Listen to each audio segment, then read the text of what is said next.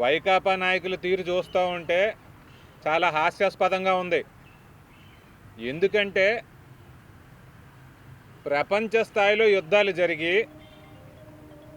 ప్రపంచ స్థాయిలో కొన్ని సిచ్యుయేషన్స్ వస్తే దాని కారణం వల్ల మన దేశంలో ఇంధనం రేట్లు పెరిగితే వీళ్ళు ప్రజల్ని మభ్యపెట్టాలని ఏవేవైతే మాట్లాడుతున్నారో అవి నిజంగానే చాలా హాస్యాస్పదంగా ఉన్నాయి. ఏమండి, ఇంధనం అనేది మన దేశంలో ఉందా? మనం అది బయట దేశాల నుంచి దిగుమతే కదా చేసుకుంటాం.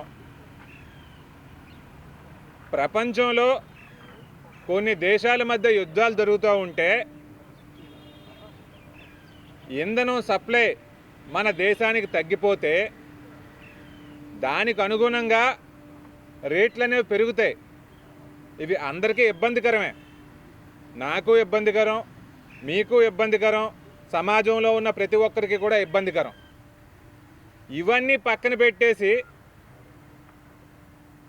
ఇంతకుముందు పదవులు అనుభవించిన వాళ్ళు కూడా రోడ్డెక్కి ఏవేవో మాట్లాడడం సబబు కాదు. మన జిల్లాలో చూసుకుంటే శాసన మండలిలో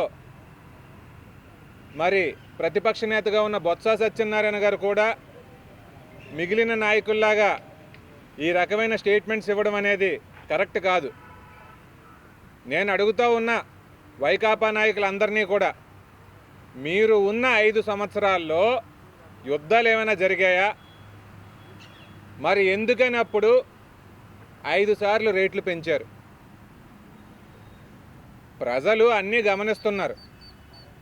ఇబ్బందికరమైన పరిస్థితులు వస్తే ప్రజల తరపున నిల్చున్న కూటమి ప్రభుత్వం వాటిని అధిగమించడం కోసం పోరాటాలు చేస్తాం, సరైన పరిపాలన అందిస్తాం తప్ప ప్రజల్ని పక్కన పెట్టేయడం అనేది ఉండదు.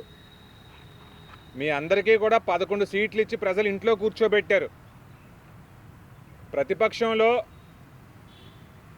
ప్రజల తరపున కొన్ని వీటిని ప్రశ్నించవచ్చు, అందులో తప్పు లేదు. కానీ ఇలాంటి సబ్జెక్ట్స్ని తీసుకుని ప్రజల్ని మభ్యపెట్టాలని చూడడం మాత్రం కరెక్ట్ కాదు అని చెప్పి ఈ సందర్భంగా తెలియజేస్తూ ఉన్నాను.